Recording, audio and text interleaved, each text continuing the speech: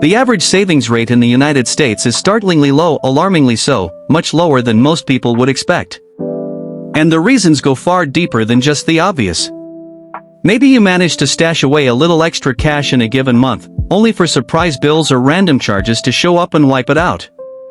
For many, saving doesn't even feel like a choice, it feels more like a non-stop fight against a tidal wave of expenses. Government reports show the typical American is saving just about 4.5% of their after-tax income. And that percentage covers everything: retirement contributions into 401(k)s or IRAs, money set aside in savings or investment accounts, and even payments toward debt. When you realize how many different goals that small fraction has to stretch across, it suddenly feels far too small. Take someone bringing in $60,000 a year. Saving 4.5% works out to $2,700 annually, or about $225 per month. At first, that might not sound terrible, it's something at least. But remember, that's total savings. That $225 has to be divided between retirement, emergencies, and all other savings goals. At that rate, just one unexpected expense could wipe out years of progress in seconds. The goal here isn't to shame anyone. That 4.5% number reflects the real struggles most people are facing: rising costs of living, growing debt, and constant financial pressure. But why has the savings rate sunk so low? Historically, Americans saved much more. In the 1960s and 70s, people regularly put away around 10% of their disposable income. Over the years, especially after the 1980s, that rate steadily dropped into the single digits. Now it's below 5%, and several big forces have driven this shift. One of the clearest is the rising cost of living.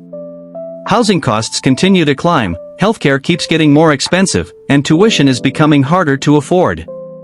Each year, these eat up a larger share of income. Just as troubling is the explosion of easy credit.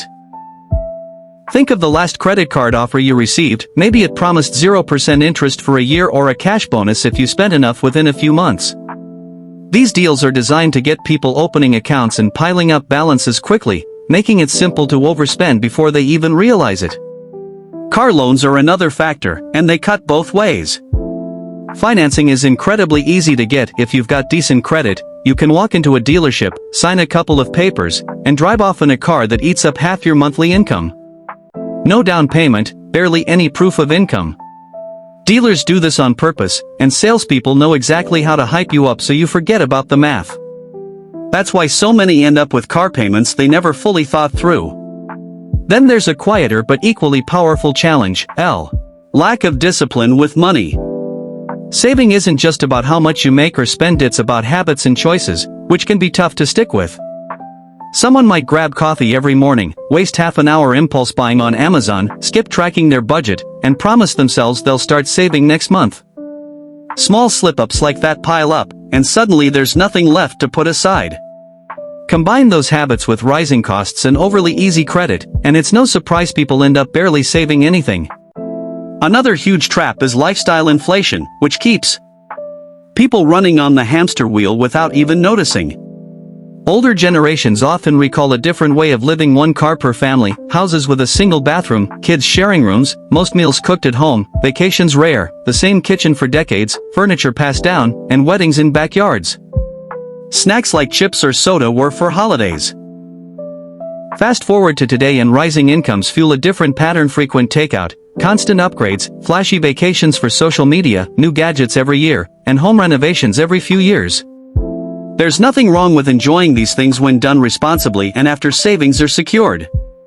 But when upgrades come first, knowing full well the finances are shaky, the result is a collapsing savings rate, or even worse, spending more than what's coming in. On top of that, many people don't have a solid grasp of basic money management. Questions like how much to keep in checking, how much to save, or how much to put toward retirement often feel like a mystery. Plenty of people get paid, cover bills, then spend the rest, not realizing an emergency fund should come first. Many swipe credit cards without fully considering how or when they'll pay them back. Without understanding what healthy money habits look like, people default to whatever feels easiest. Add in the confusing world of loans, credit cards, and investments, and it's no wonder so many feel like they're navigating blind. It's easy to assume the problem is just low income. And yes, that plays a role, but it isn't the whole story. Even high earners face the same struggle. In fact, a Bank of America report found that 1 in 5 households making over $150,000 a year still lives paycheck to paycheck. A big income doesn't guarantee savings. Huge paychecks can vanish quickly if bad habits, lifestyle choices, or unexpected costs take over. In reality, it's better to earn less and spend carefully than to make more and blow through it recklessly. Once you cut the fluff and meaningless spending, you realize how little you actually need. For example, someone might think they need the latest phone, subscriptions to every streaming platform, and high-end clothes only to discover that real happiness comes from a night with friends, a good book, or a weekend by the beach. Cutting unnecessary expenses doesn't feel like deprivation, it frees up money for what truly adds value. One of the sneakiest traps is believing future me will take care of it. We tell ourselves we'll save more after the next raise, once the car is paid off, or when life calms down. It feels safe to push saving into the future. But the truth is, future me usually looks just like today's me, same bills, same habits, maybe even bigger problems. Future me isn't some wiser version waiting in the wings. If today you can't manage $200 in savings a month, tomorrow you won't magically start saving $500 just because time passed. Without a real behavior change, extra income usually means more spending, not more saving. This is why breaking savings into smaller, manageable amounts works so well. For example, $10,000 a year might sound impossible for someone who isn't saving anything. But broken down, that's just $27 a day less than a coffee and a takeout meal. Keep pushing it off, though, and those daily opportunities disappear. 5 years of delay means missing out on $50,000, not even counting potential investment growth. At the end of the day, it's not about waiting for the perfect reason to save or blaming obstacles. Building savings consistently comes down to habits and discipline. Simple routines that make saving automatic instead of optional. For instance, imagine someone sets up an automatic transfer of $100 every payday into savings. At first, it feels like a stretch with bills and daily expenses. But after a few months, it becomes second nature, and suddenly, small emergencies aren't as stressful, because the cushion is there. Pointing fingers at high rent, rising prices, or aggressive advertising won't create that stability. But one small habit, repeated over time, can. Even just being slightly more intentional allows you to save much more than 5% of your income.